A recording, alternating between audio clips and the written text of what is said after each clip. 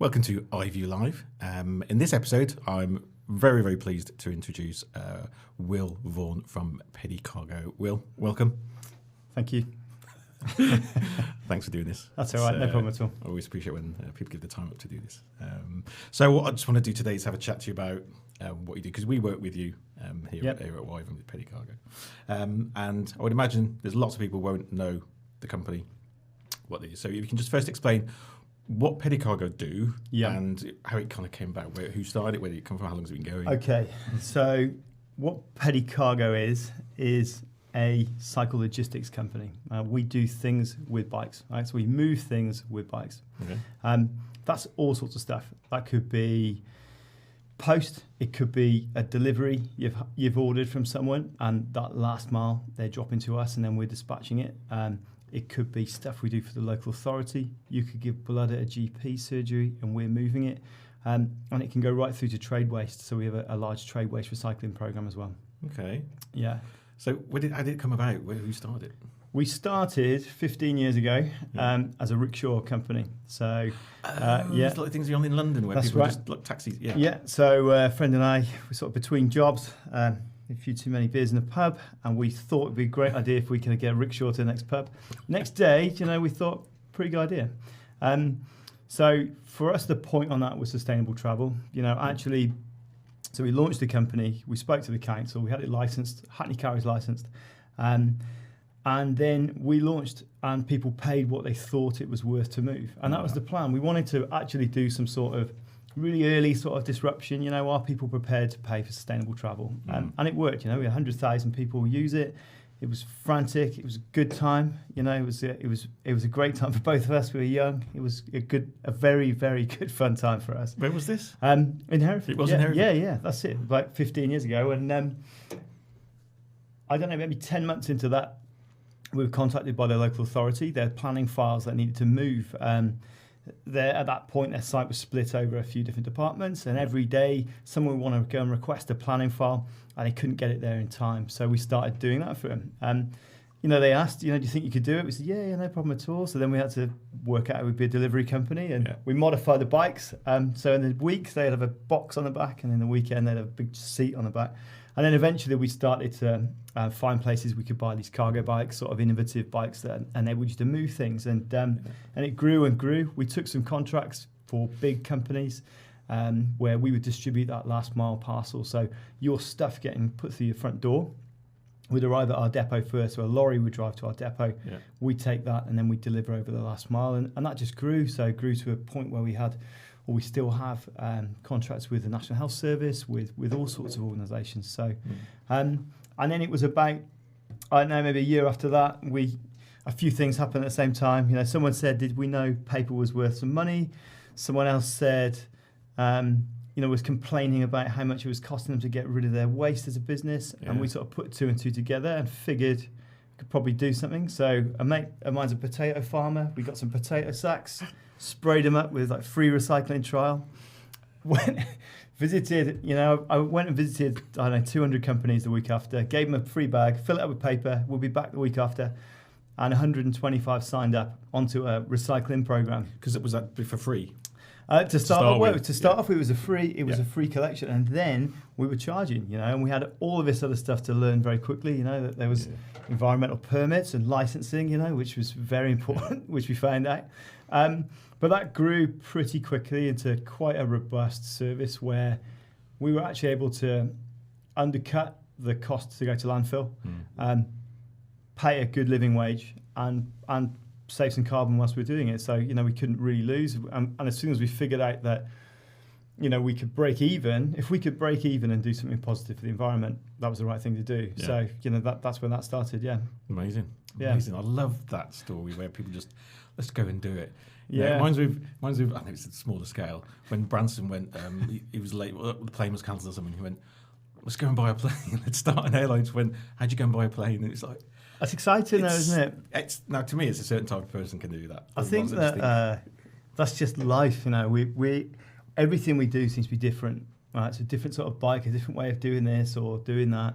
So we're quite used to, having to solve a problem or going that way. Yeah. It's not like we're crazy think blue sky thinkers or anything. We're just sort of saying, okay, well, how do we solve this problem? We have to solve it, you know. So I don't know. That's what came across, because we'll talk about it a little bit later, because I came down to your site last week with Alex to do some filming, and it kind of came across. That's what I really liked about it, was the fact it's like, well, we want to do this. If the currently thing, whatever it takes to do that doesn't exist, let's invent it. Let's make it. Let's just do it. How do you do it? You know, I love that blue sky kind of like, let's just do it. So now I've seen the bikes been going past. Yep. Okay, because that you come and pick up twice a week from us. Yeah. And you're recycling our cardboard, our paper. Yeah, your plastics, your paper, your cardboard. Yeah. So and the bikes are quite unique looking things. They are, yeah. They're based upon a Dutch bike called a Long John, which is like a normal bike. Yeah. Within the front wheel is a couple of feet in front of that rider, and there's a box in between that space. But those have evolved over the years, you know, and we were in a position, although we still are in a position where we can't get everything we need, so we might need to make things. We still fabricate quite a lot of our own trailers. We make specific parts and that sort of thing. But those bikes have really moved on. So you're looking at, you know, a vehicle which can move, let's say, 130 kilograms of load in the front, plus the rider. They've got motors on them, batteries. So what they really mean is that we get the best of both worlds. We can use the cycle pass to cut through the traffic. We're fast enough to use the roads. Yep. You know, that average road speed, we're faster than that. You know, we're fast off the lights on them, so we're not holding anyone up, and that's really important for us. You know, we want to be professional. This isn't meant to be some sort of like, I know you've gone on holiday and seen someone with, you know, a massive pile of stuff on the bike. This is about being professional. This is the best way of doing it. So, you know, we recognise that you can't. We're faster. We're quicker. You know, we're quicker. We're greener. We're cheaper. You know, that's the reality is because of those tools we're using. I used to see them come past, and I didn't know they had motors on. So the first couple of months I was like, wow, poor riders, you know, yes, they must be super fit. Not even sweating. Well, they were just like, you know, and they had these big boxes, one on the front, one on the back. Yeah. And then sometimes I saw two on the back. Oh yeah. And I was like, and they just kind of just riding along, and I'm thinking, and then I was like, no, they're motorised. I was like, right, that explains a little bit. I'm still not easy. Sorry, I'm not trying to build down at all. You know, the fit guys you have.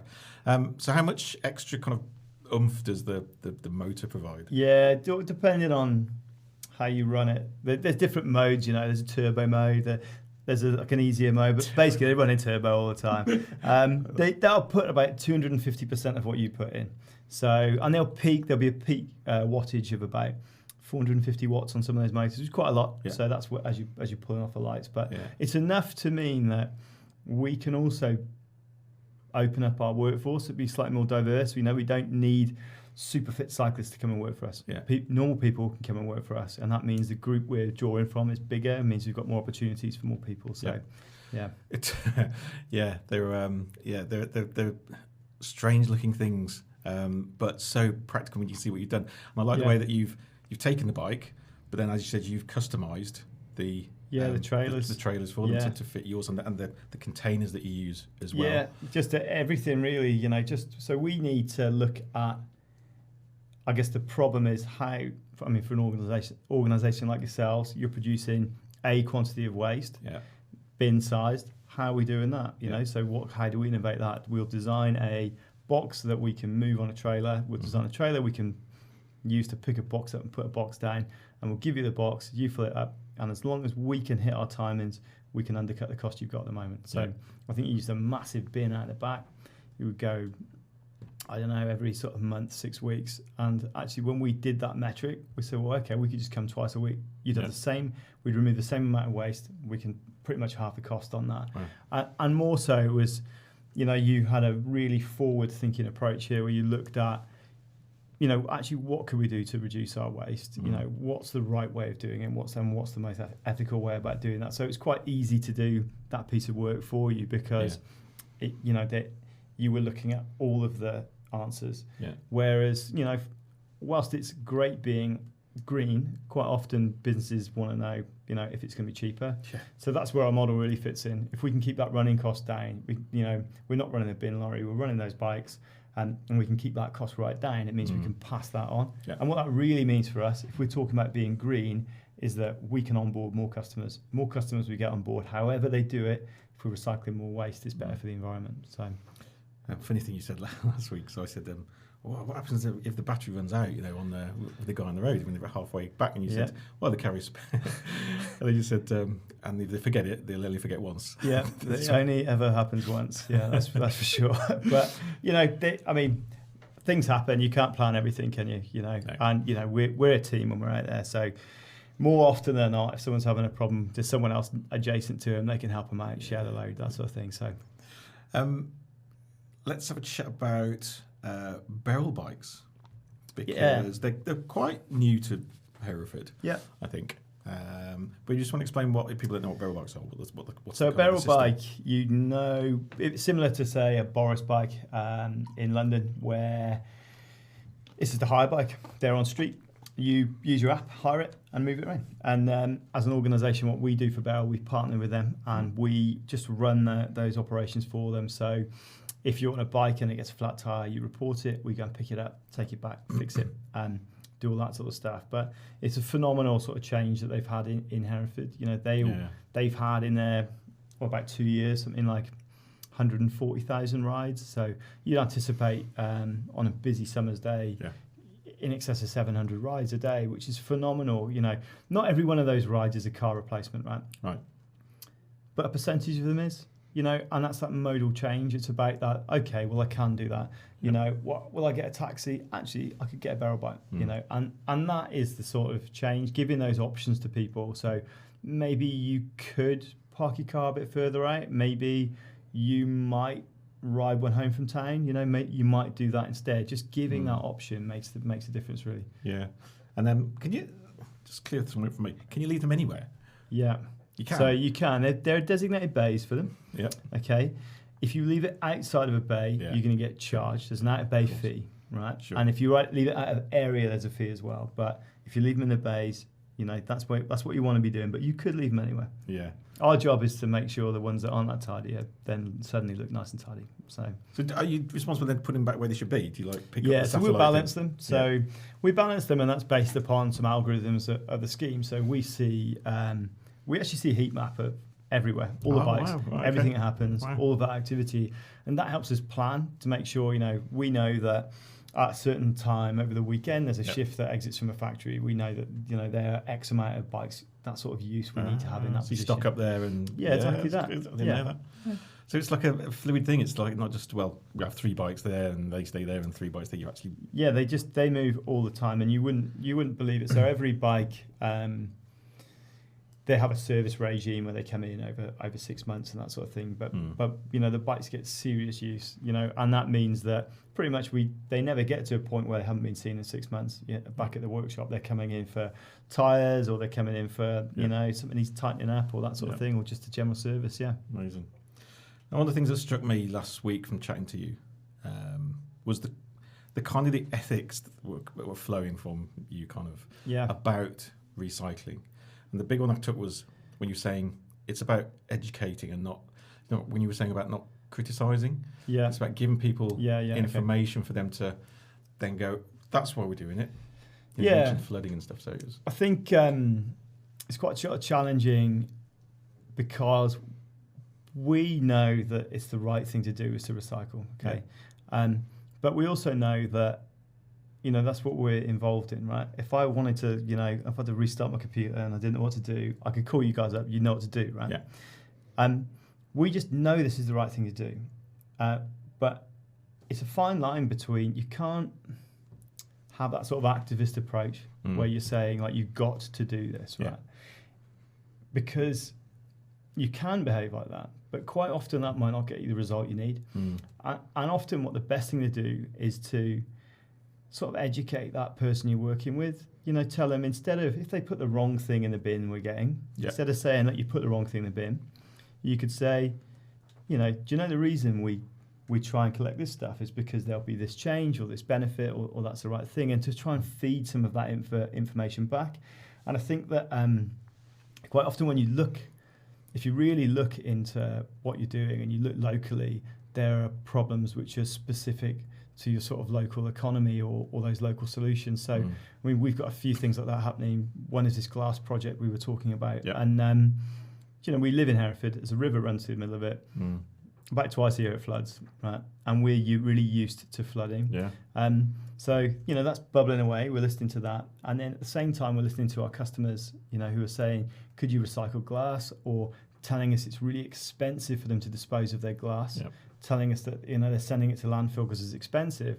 Now, we're looking at all of these things we can do. We're looking at transport. After you've transported that material, what's the CO2 implication of that? And looking if we could do something circular. So what we've done here is we've sort of invented this machine that turns glass bottles into sand. Yep. You know, and we can put that sand into a sandbag, and we can do that with a local company. So as a local company will buy that raw material from us, produce the flood relief sandbag. So there's that link there. It's super local. Yep. You know, we are helping local people. You go in a pub and you have a bottle of beer. That bottle is going to end up in a flood relief sandbag. You know, Amazing. and that's cool, isn't it? You know, Yeah. and also there's that circular thing. It creates a job, saves money. You know, does all of that thing. Is beneficial for the environment. All of those things. And I think that, I think that sometimes you only get to those stages if you're sort of interrogating, like, why should you do this? Could it be cheaper? What's best? And listening to those problems. Yeah. It's not always you get to solve it, though. Yeah. It's fast. I love that. Yeah, it's a good Having a one, drink of the beer, then you're by the river. It's like, this is helping that. Brilliant. Yeah, but you've got to educate people so they see it. You know, they understand that then. You know, they can understand that they could have a benefit in doing that. Ultimately, it doesn't, you know, we believe that we've got to recycle as much stuff as we've got to, you know, and actually the best case for us would be if we turn up to collect your waste and you didn't have any, because you've done such a good job of reducing, you know, the quantity you're producing. Sure. That would be the best thing that could happen, which is counterproductive to our company, isn't it? Yeah. But for us, if that's what we're there to do, you know, that would be the ultimate gain. You said a lot, we talked a lot about precious metals, and the scary thing you said was the swimming pool of gold. Oh yeah. So this is really interesting actually. So we are looking at all things you can recycle. So we can, I don't know, for you guys, we could take RAM, and then the gold can be extracted from that. Okay, and when you look at traditional approaches to things, and you look at how economies are changing, and you look at just how the world's changing, it makes you realise that there are different ways of doing things. And when you look at, say, gold or gold extraction from mining, there's a lot of bad press with that. A lot of really poor labour, a lot of bad chemicals, a lot of leachate, a lot of really bad stuff going on. And when you interrogate how much gold there's left, you know, you're looking at 50,000 tonnes of gold left in the ground as we know it. Yeah. That's a Olympic swimming pool size amount of gold, right? If you go to a gold mine and you put a ton of ore through your machine, you'll get the same amount of gold that's in something like 45 iPhones, right? So then you start looking at the problem the other way. If I wanted to, where could I mine iPhones from, right? What's the difference between doing that? It's a resource, and that's the reality. That the gold is actually a resource for you guys. That is amazingly conductive material. It's used on circuit boards. But it's a resource, and all of these things are resources. So that milk bottle was made out of oil, right? And that came from the ground, and it's a resource, and it's finite. It runs out. And I think that like plastic gets a bad rep, definitely. You know, we're coming through COVID now, and actually a huge amount of the positive stuff that was done needed plastic to happen, right? When you look at disposable masks, you look at disposable aprons in hospitals, you look at all of the PPE that was produced and what was made out of and how they did it quickly, and it's plastic. Recycled plastic. Yeah, all of a sudden, no one's got a problem with plastic. Where 2 years ago, you got a plastic bag, criminal of the century, right? But, you know, I think that comes down to our, you know, how we perceive it. Right, so if you invented a plastic bag tomorrow, I might have said this to you, that if you invented a lightweight, packable bag, you could print anyone's logo on, that was waterproof, that would last forever, weighed less than 2 grams, you could keep it in your pocket, it'd be pretty amazing. And you'd say, why, plastic bags, you know? I'll probably pay £5 for that plastic bag, but they're disposable, you know, and that's our major issue really, is recognising resources and see, and recognizing their value and what we can do. Plastic's potentially a solution for some things, and actually, if you can recycle it and it's processed properly, then that's in some cases that's better. Yeah. And the metal thing, there's a shortage of silicon chips in the world. Yeah. Computers aren't getting made and cars aren't getting made because we haven't got the chips, and the chips in almost everything you plug in. Yeah. And it's like. Yeah, everything. It's like you said, it's a resource that why go mining and using that. And so the older the piece of equipment, the more gold is in it. Really? Yeah. So go in your cellar, all those old phones you got, that old, I don't know, that old iMac or old Spectrum or whatever you would have had down there. Yeah. It's full of gold. No way. That's it. It was a big thing we took back actually. I know because we were fascinated. Alex and I were fascinated from last week's visit, and I think the first thing Alex you did was go and look at our computers and do we recycle, which we didn't. And he's talked to you today about come and see what we've got before you go. I think that's the thing, is recognising it, right? Recognising what you got, what's there, like can it be recycled, and that, there's a learning point there as well, isn't it?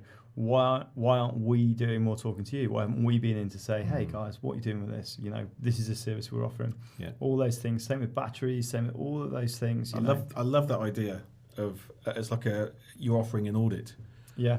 That's what is coming. Can you come and audit us for what we can resolve, what we're missing here? Yeah, I think you can come in and come with ideas. You might come up with ideas, which you do when you go. What you find is that generally a green saving, it has that sort of further economical saving. So actually, when you're making a decision to change your light bulbs to LEDs, actually it's better for the environment, but it's financially better for you as well. Yeah. That a lot of those things they come with their further benefit. Yeah. So it's always worth interrogating that, worth looking at that and seeing where those savings are. Yeah. Definitely. Amazing. Now, I think you're quite excited because you're growing. Is that fair to say? Yeah. So what's happening? Right. So, generally as a company, it's flat out.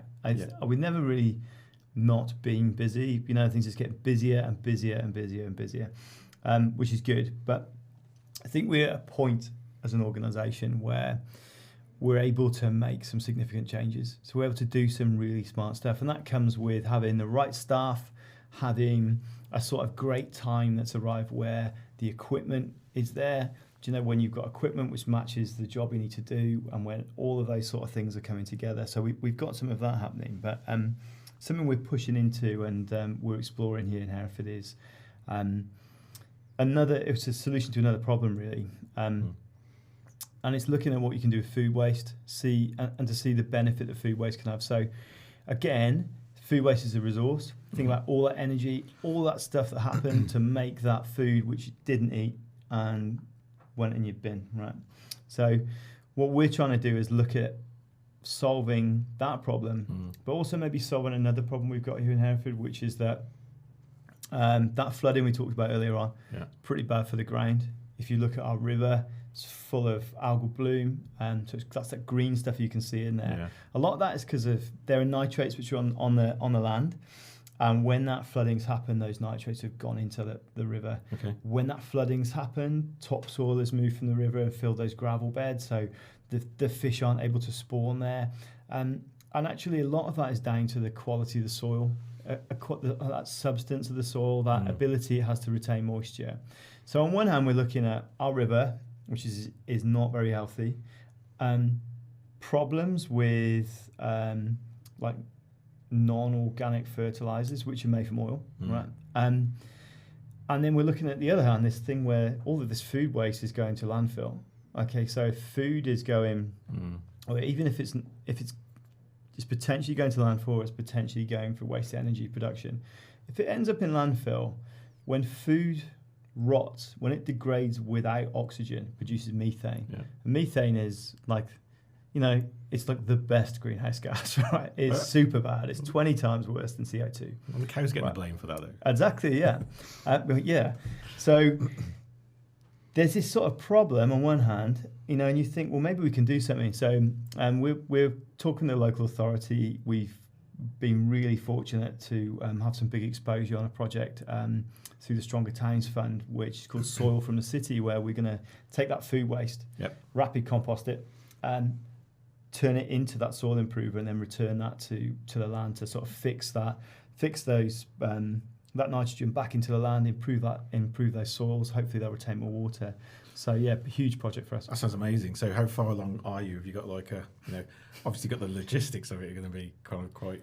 Well, funnily enough, right, the logistics is probably the easy bit. What is it? So because that's what we do, we move things around. So imagine how to move more things is easy. Okay. So we've had to learn very quickly about composting. So actually we know a bit about this. We've done some work with a couple of other companies who do that.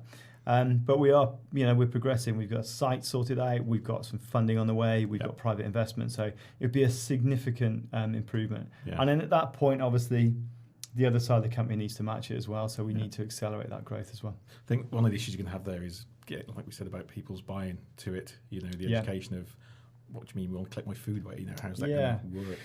So there is that. But then again, what we have the potential to do then is if we're turning up at a household and we're there 2 weeks in a row and they're throwing away, a couple of loaves of bread they don't need, there's some things we can do. We can help educate them that, maybe they're overspending.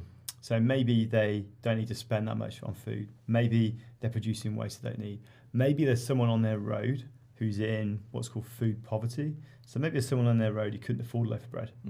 And there are ways of linking them up. There's maybe we can make sure that food before it goes for composting goes to the food bank. All of those things, so we can be intelligent about it and we can do that educational part. So what would be great would be able to say, if you put it in here, that field you can see from your school, it's going on there. To work with local growing schemes, there's a great local farm going to start in Hereford, which is going to be like a sort of hyper-local, almost like a sort of city farm, and all the schools will be involved in that for learning how to grow their food, learning how to cook their food, understanding those food cycles and that sort of thing. Wow. And that's the thing, if we can work with schools to remove their food waste, put that food waste into that community growing farm, the kids use that to grow the vegetables. You close the cycle, you do the educational part as well. So, it's win-win. Now, given your kind of entrepreneurial spirit that you have, I'd imagine you're not just seeing this in Hereford. I don't know. Got your Ulster down the road. I don't know. There are some things naturally which mean that we work in other places. So there are some organisations we work with who we provide some consultancy to, or we'll do smaller projects. But you don't want to take on too much. I think, it's difficult, isn't it? Because I think you've got to do one thing well. It's too easy to dilute it. It's too easy to go too big too soon. It's too easy to compromise your values. And we've got 3 core values at the company, which are fun, green, and honest. And that's it. So those are our core values, that we've got to be having fun, we've got to be doing stuff which is green, and we've got to be honest about what we're doing. And I think that, it's quite hard. This has been a difficult and challenging time. Okay, the last 2 years have been the most challenging time there's been as a business. And, to come out of it with retaining our staff, to come out of it with new projects is really positive, and I think we've got to focus on that. So whilst we think it would be easy to do that, I think that we should focus on doing one thing well and then use our expertise to help other people do their own. Yeah, and the fact that you're not talking about things like franchising, says what you're feeling, which is it's not about the profit. It's about it's doing it for the right reasons. This is what it's. Don't tell the bank that. Well, no, I think not losing money. You know what I mean? We're not there to make $1 million in 2 years or 10 years or whatever. I think we're a limited company, so that's part of it as well. So we want to show that we're a limited company. We're in this because we're not asking for a huge grant to do this. We're not asking for funding from the lottery to achieve this. We're a legitimate company. Our remit is we're going to be cheaper, faster, and greener. Right. And to stand by that, we have to we have to operate seriously and we have to generate profit. We've had big discussions with really big organisations about work with them, and we've made decisions where we've stopped contracts where, you know, we were turning over a lot of money, but necessarily it had the incorrect impact on the company. You know, it wasn't a good, you know, they weren't good contracts to do. We didn't agree with the ethics of the larger company we were working with. So I think that, you know, there's a large part in sticking to your values. Sure. It's way easier if you stick to your values when something goes wrong to say, well, at least I stuck to my values. Yeah, it's your fundamentals, isn't it? That's what guides absolutely. you. Yeah, guiding principles and things. If people want to find out more about Pedicargo, where do we go? Well, I'll look at our website, pedicabs.com, and probably the best way would be just hit our Instagram. You'll see more what we're doing, see some stories what we're doing, and the guys all compete on that for what we call Insta bonus. So everyone who works for us, they submit photographs onto a group, and then they get picked. If they get 2 on the Instagram, they get a little bonus, and the one who gets the most likes gets, you know, a slightly bigger bonus every month. Brilliant. So keeps it fresh. So it's fantastic. I could talk to you for ages. I really could. It's been great. So again, thank you for your time. Will Vaughan. Pleasure. It's been a pleasure. Thank you very much. Cheers.